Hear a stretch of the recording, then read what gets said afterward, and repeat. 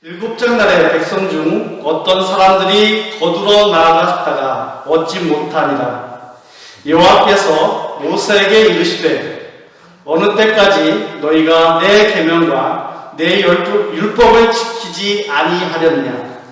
볼지어다 여호와가 너희에게 안식일을 주므로 여섯째 날에는 이틀 양식을 너희에게 주는 것이니 너희는 각기 처소에 있고 일곱째 날에는 아무도 그의 처소에서 나오지 말지니라. 그러므로 백성이 일곱째 날에 안식하니라. 이스라엘 족속이 그 이름을 만나라 하였으며 가시같이 희고 맞은 꿀 섞은 과자 같았더라.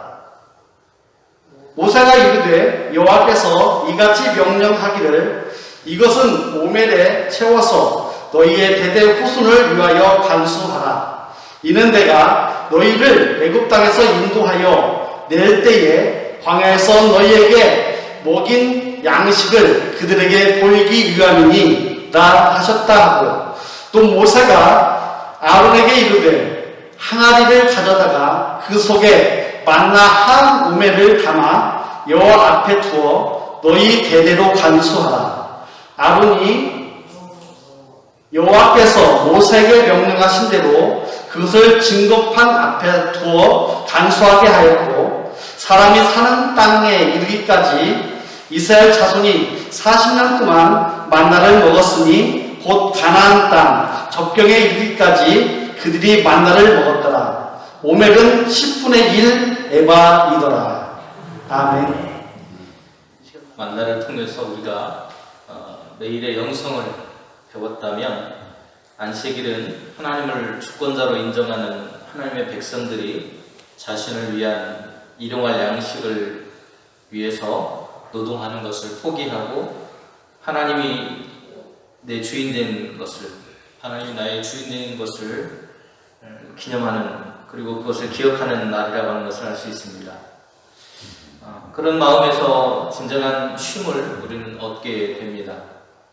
또한 다른 날들과 구별되어서 쉼을 통해서 생명이 소생하게 되고, 또 생명을 살리고 노동을 쉬게 하는 모습을 통해서 하나님을 거룩하게 하는 날, 그것이 안식일이라고 하는 것을 우리가 알 수 있습니다.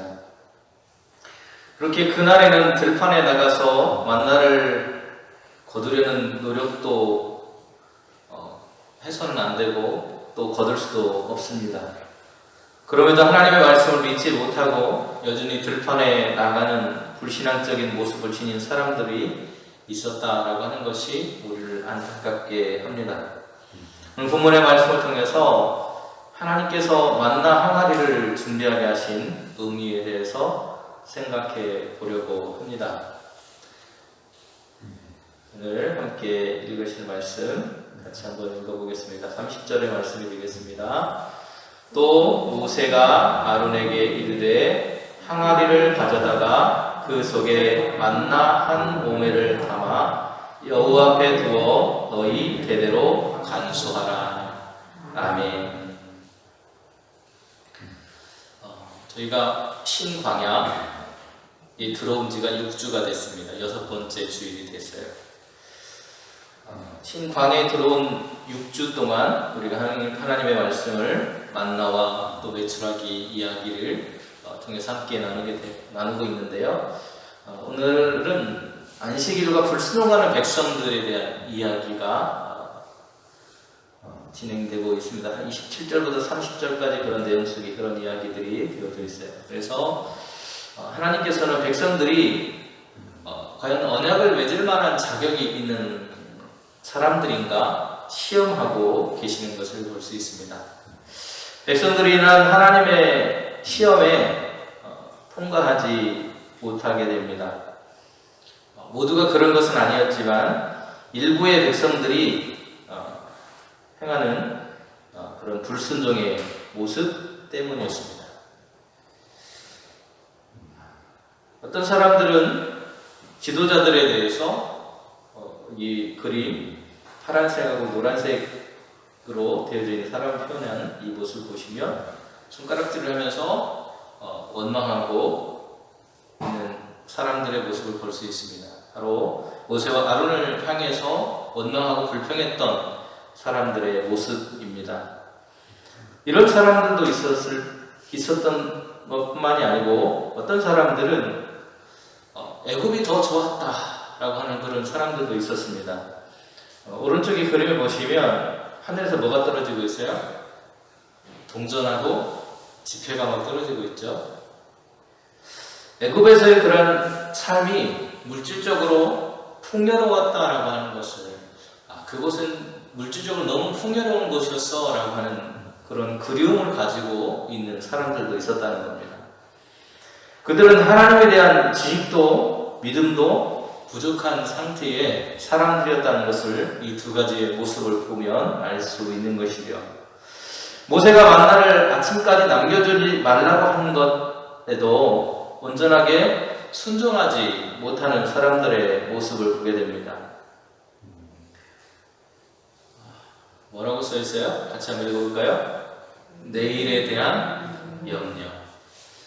이 사람들이 순종하지 못한 이유는 내일에 대한 염려 때문입니다. 내일 어떻게 될지 모르는데, 내일 어떻게 될지 모르니까 어떻게 돼요? 뭔가를 비축해 두고 또 일을 해야 될 것 같고 하는 그런 모습들, 하나님에 대한 믿음이 전혀 없는 그런 모습들을 볼 수 있습니다. 또 물질을 비축해 두는 열망이 강해질 수밖에 없어요. 내일을 모르기 때문에 막 물질을 준비합니다. 지난번에 코로나가 막 심해지니까 사람들이 사재기라고 하는 걸 했습니다. 사재기 막 사가지고 어떤 상황이 벌어질지 모르니까 막 자기 집에 쟁여놓는 그런 모습들. 우리나라는 그게 크게 일어나지 않았는데 외국인 같은 경우는 화장지라든지 생필품 이런 것들. 특별히 베트남 영상을 제가 가끔 보는데요. 베트남 그 매장에 보니까 식료품이 하나도 없어요. 그 락다운이라고 하는 것에 대해서 사람들이 돌아다니는 것도 이렇게 신분증을 제출하고 왔다 갔다 하는 그 증명서를 제출해야만 돌아다니는 그런 상황이 되다 보니까 사람들이 내일을 준비하기 위해서 기회만 타면 막 다 사서 냉장고에 쟁여놓고 하는 그런 모습들을 보았습니다. 내일에 대한 염려가 그들로 하여금 물질을 비축하고 하는 그런 모습으로 나타나게 되었다는 것입니다. 안식을 위해서 하나님께서 2배로 거둘 수 있을 것이라고 하는 말씀을 주셨습니다. 그럼에도 불구하고 사람들은 그 말씀에 대해서 여전히 듣지 않는 그런 모습을 보이죠.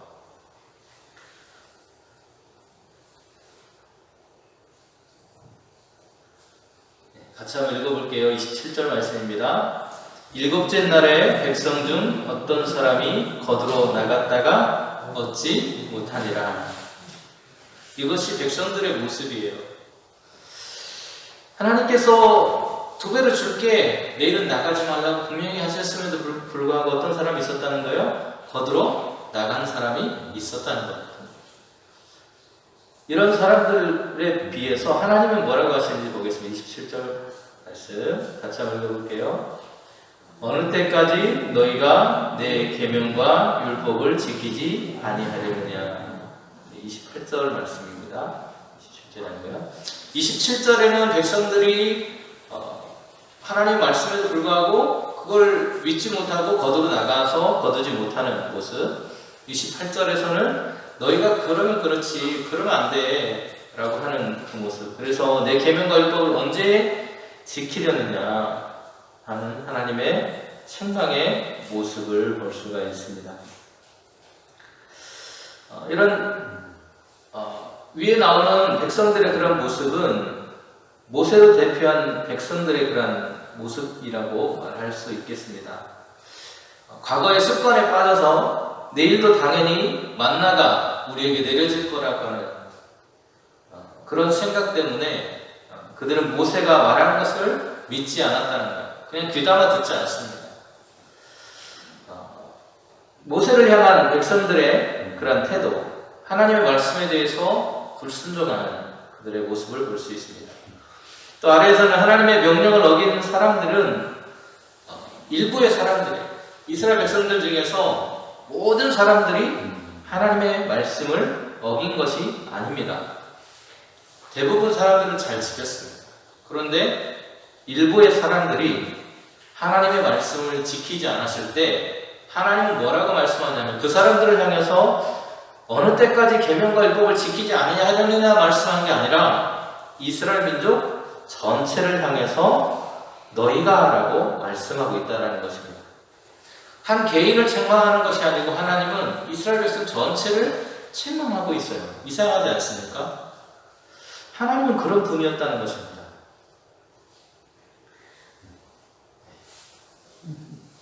무슨 모습 같아요? 어린아이가 뭐하고 있어요? 귀를 막고 있습니다. 하나님 말씀에 엄마의 말이나 선생님의 말씀이나 하나님 말씀에 귀 기울일 생각이 없는 거예요. 귀를 꽉 막고 있어요. 이 모습이 이스라엘 백성들의 모습이고 우리의 모습입니다. 하나님께서 이스라엘 민족을 대하실 때는 한 개개인으로 상대하시는 것이 아니라 민족 전체로 상대를 하고 계신 거예요. 그렇기 때문에 한 사람의 잘못이 아니고 몇 사람의 잘못이라 하더라도 하나님은 그것을 그 사람들만의 잘못으로 보는 게 아니고 공동체가 공동체적인 책임을 묻고 계시다라고 하는 것을 알 수 있습니다. 이는 하나님께서 이스라엘 민족들로 하여금 광야 생활 중에 하나님의 말씀을 지키는 데 있어서 상호 유대성, 서로가 서로에게 관계해주고 서로가 격려해주고 위로해주고 또 그 사람에게 때로는 권고하는 그런 모습들이 필요하다는 것을 가르쳐주고 있는 거예요. 야인은 그러죠? 안 들려. 안 들려서 안 들리는 걸까요? 안 들으려고 하니까 안 들리는 거예요. 또 뭐라 그래요? 내 마음이야. 내 마음대로 하고 싶다는 거예요. 안 들려서 안 들리는 게 아니고 듣고 싶지 않다는 것이고 내 마음대로 하고 싶다는 것이 이스라엘 백성들의 모습이었다는 것입니다. 그래서 그들이 한 사람도 나고 하는 사람 없이 함께 민족 전체가 하나님의 말씀을 준행하기를 원하시는 것이 하나님의 뜻이었다는 것을 알 수 있습니다. 그런데 오늘 32절에 보면 뭐라고 말씀하시냐면 만나를 간수해라 이렇게 말씀하세요. 만나는 까드라고 하는 그런 식물의 씨앗과 같이 하얀색으로 되어 있고요. 70인역이라고 하는 그런 번역본에 보면 그 책에는 코리온이라고 하는 그런 표현으로 쓰였습니다. 하나님께서 간수하라고, 이 만나라고 하는 것을 간수하라고 말씀하시는데요. 자, 이 그림을 한번 보세요. 네, 이게 만나를 상징하는 그런 모습입니다. 이게 뭐냐면 고스풀이에요, 고스풀. 베트남 음식에 많이 들어가는 고스라고 하는 게 많이 들어가는데요. 이 까드라고 하는 그 식물, 여기 코리온이라고 아까 표현했던 그 식물이 바로 이 고수라고 하는 풀입니다. 그런데 이 고수, 이 풀을 보면 이 식물은 한해살이 풀이에요, 한해살이. 그리고 키가 30에서 크게는 60cm까지 크게 자랍니다. 그리고 6월에서 7월이 되면 꽃이 피는데요. 이 아래 그림을 보시면 하얀색의 꽃이 핍니다. 이게 고수꽃이에요. 하얀색의 꽃이 피고 그리고 9월에서 10월이 되면 여기 세 번째 그림 밑에 동그랗게 열매가 있죠. 이게 바로 고수 열매인데요. 노란색의 그런 열매가 맺히게 됩니다. 원산지는 지중해 연안이에요. 지중해 연안이고 일부 시리아라고 하는 지역에서 자라기도 합니다. 자, 앞에 여기 보이는 것처럼 잎은 녹색이에요. 녹색을 띠고 있는데 꽃이 하얀색입니다. 서리처럼 잔 알갱이이고 고스풀의 그런 씨앗처럼 작은 그런 모습을 하고 있는데 이 만나가 색깔은 하얀색, 마치 고스풀의 색처럼 하얀색을 띠고 있었고 맛은 꿀에 담근 과자와 같이 달았다라고 표현을 하고 있습니다. 그런데 하나님이 말씀하시기를 뭐라고 말씀하셨어요? 따라해볼까요? 간수해라. 뭐라고요? 간수해라. 간수하라고 말하고 있습니다. 이 고스프를 만나를 하나님께서 간수하라고 말하고 있어요. 그런데 간수하라 말은 무슨 말이냐면 원어로 하면 미시메레트라고 하는 말이 쓰였습니다. 보존한다, 간수한다 그런 뜻을 가지고 있어요. 시간이 지나고 세월이 흐르면 후손들은 어떨까요? 이 이야기를 잘 기억할 수 있을까요? 기억하지 못할 것입니다. 이것을 간직하라고 하는 것은 지금 당대의 사람들 뿐만이 아니고 후손들을 위해서 하는 것입니다. 하나님께서는 뭔가를 가르치기 위해서 어떤 일을 하실 때가 있어요. 사람들이, 저나 여러분도 마찬가지입니다. 하나님을 믿는다고 해서 금방 율법을 실천하는 막 그런 성품으로 우리의 삶이 하루아침에 막 변해서 그대로 가지 않는다는 거예요. 과거에 우리의 성품이 여전히 남겨져 있다는 겁니다. 그런데 시간이 흐르다 보면 이 만나에 대해서 아는 사람들이 많아질까요? 적어질까요? 기억이 자꾸 사라지기 때문에 적어질 겁니다. 그래서 그 상황에 대해서 사람들이 아무리 말로 설명을 해도 이해할 수가 없는 부분들이 생겨난다는 거예요. 믿음이 없이 행하는 백성들을 바라보신 하나님께서는 그들의 눈으로 볼 수 있는 뭔가 보존되어 있는 자료가 필요했다는 거예요. 교육 자료가 필요하셨다는 거예요. 그래서 만나를 오멜에 채워서 간수하라고 말씀하고 있습니다. 오늘 32절 말씀처럼 너희의 대대의 후손을 위하여 간수하라. 이는 내가 너희를 땅에서 인도하여 낼 때에 광야에서 너희에게 먹인 양식을 그들에게 보이기 위함이다. 누구에게요? 후손들에게. 후손들에게 보여주기 위해서 이런 장치들이 필요했다고 말하고 있는 것입니다. 지금 이것을 보고도 믿지 못하는 백성들의 후대에 가서 얼마나 자기 후손들에게 잘 설명하겠냐는 거예요. 자기들도 못 믿는 것을. 그래서 시간이 지나고 후손들에게 보여주기 위해서 한 오멜의 그릇에 담아서 보존하게 하셨다는 것입니다. 우리를 향하신 하나님의 사랑과 배려가 얼마나 큰가를 알 수 있는 장면입니다. 또 33절에 보니까 뭐라고 말하냐면 만나 항아리에 간수해라 이렇게 말하고 있어요. 어디에 간수하라고요? 만나 항아리. 여기에서는 키워드가 두 개예요. 항아리하고 간수하라는 겁니다. 목사님 앞에서 간수하라는 거 했잖아요. 다시 들어보세요. 자, 이게 뭐처럼 보이세요? 금으로 이렇게 만들어진 금도금일지도 모르겠어요. 금도금 정도 되겠죠. 금으로 만들어진 항아리, 그릇이에요. 그릇에 만나를 담아 두었습니다. 이렇게 금으로 만들어진 그런 만나를, 이 항아리를 만들어서, 금으로 만들어서 거기에다가 아론의 쌍난 지팡이, 그 법궤에 아론의 쌍난 지팡이와 그리고 이 만나 항아리를 집어넣어서 두게 되었죠. 대대에 이르는 후손들은 이 항아리를 보면서 무슨 생각을 했을까요? 아마도 하나님의 은혜일 것입니다. 배가 고파 죽을 지경에 이르렀을 때 하나님께서 하늘에서 만나를 내려주셔서 광야에서 우리가 살 수 있었다라고 하는 놀라운 구원의 은총을 그의 조상들로부터 듣게 되겠죠.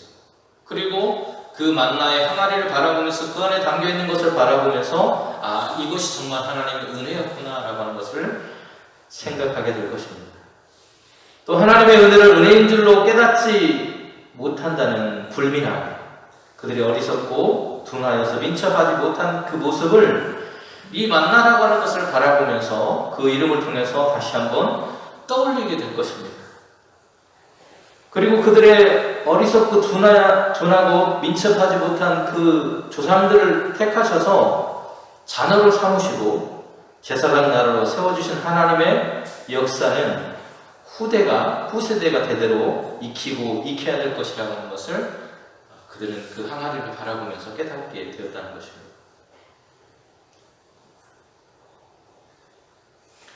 구원받을 자격이 없는 사람들이지만 그들이 구원받은 것은 오직 하나님의 자비로우심과 인내하심으로 되어진 것이라고 하는 것을 그들은 그 항아리와 그 안에 만나를 바라보면서 깨닫게 되었을 것입니다. 여러분, 이 사람 머리가 어떻게 되고 있어요? 머리가 어떻게 되고 있죠? 조각조각 날아가고 있습니다. 그죠? 이게 우리의 기억을 말하는 거예요. 기억. 우리의 기억은 어떻게 돼요? 시간이 가면 갈수록 막 또렷해지고 막 정정해지는 게 아니고 어떻게 됩니까? 우리 뇌세포가 자꾸만 죽어가면서 기억이라고 하는 것이 자꾸 상실되어가고 소실되어 갑니다. 그런데 그들이 그 만나의 항아리를 바라보면서 가나안에 도착했을 때 그 광야의 40년, 무려 40년입니다. 짧은 시간이 아니에요. 한 세대가 지나가고 또 남는 그런 시간.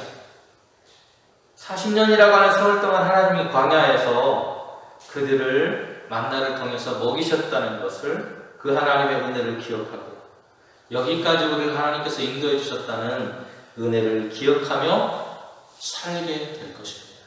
오늘 우리도 그렇게 살아가야 하는 것이죠. 이제 마무리하겠습니다. 지난 6주 동안 우리는 신광야라고 하는 곳에 들어왔습니다. 그곳에서 시험 이야기를 6번 나누어서 해드렸습니다. 백성들의 어리석음과 하나님의 크신 은혜와 사랑을 그 속에서 우리는 배울 수 있었습니다. 불순종하는 백성들, 믿음 없이 목이 곧은 백성으로 살아온 그들이지만 하나님은 그럼에도 그들을 사랑하셨고 그들을 40년 동안이나 먹이셨고 그들의 후손들에게 그들을 포기하지 않고 사랑하신 바로 그 하나님의 은혜와 사랑이 만나 속에 담겨 있다는 이야기를 들려주고 계십니다.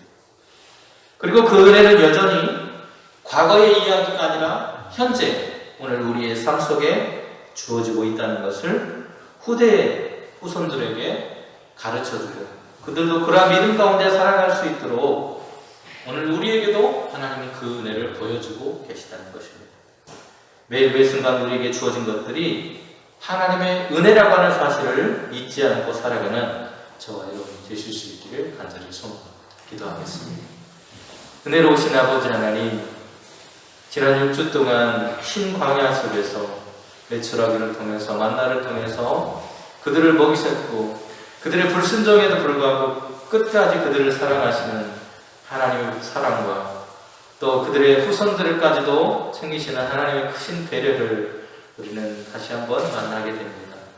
하나님, 이러한 하나님의 사랑이 여전히 우리를 사랑하고 있음을 잊지 않고 기억하며 살아가는 저희들이 될 수 있도록 인도하여 주시옵소서. 예수님의 이름으로 기도드립니다. 아멘.